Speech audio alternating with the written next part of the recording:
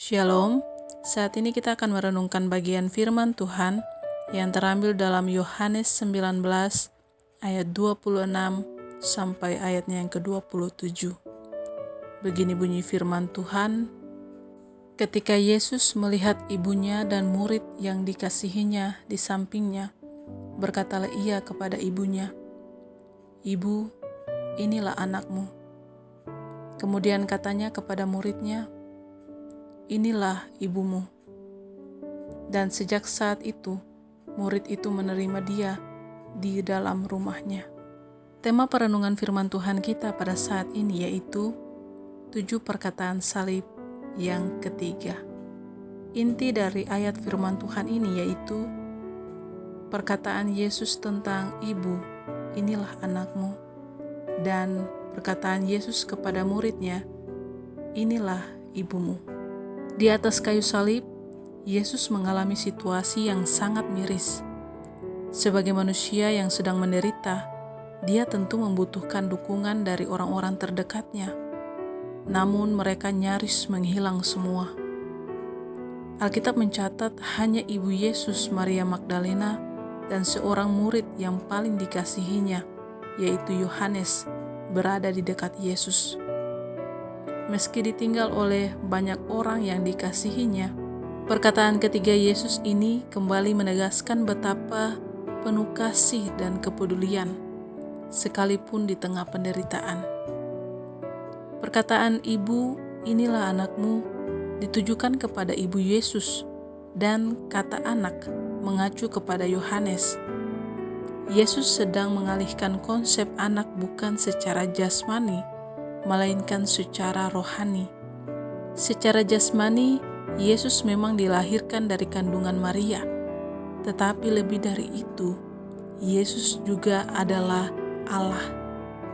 Dengan demikian, meskipun Yesus seperti seorang bayi anak manusia, namun posisinya bukan lagi sebagai anak, tetapi sebagai juru selamat. Perkataan ini merupakan bentuk kepedulian dan rasa hormat Yesus kepada Maria, dan juga persiapan bagi Maria sebelum dia meninggalkan dunia. Adapun Maria pada saat itu sebatang kara karena Yusuf suaminya sudah meninggal. Perkataan selanjutnya, inilah ibumu, memberi pengertian sebuah permintaan agar Yohanes menerima dan merawat ibu Yesus seperti ibunya sendiri. Yesus hendak menekankan kepada Yohanes bahwa perwujudan kasihnya kepada Yesus juga dapat ditunjukkan dengan mau menerima tanggung jawab untuk mengasihi Maria sebagai ibunya. Yohanes meresponinya dengan ketaatan, dan sejak saat itu murid itu menerima dia di dalam rumahnya. Catatan ini sangat menarik. Ketaatan Yohanes dibuktikan karena ia adalah satu-satunya murid yang mendampingi Yesus pada saat itu. Kehadirannya bukan tanpa risiko. Bisa saja Yohanes ikut dihujat atau dianiaya karena posisinya sebagai pengikut Yesus. Namun Yohanes tetap setia.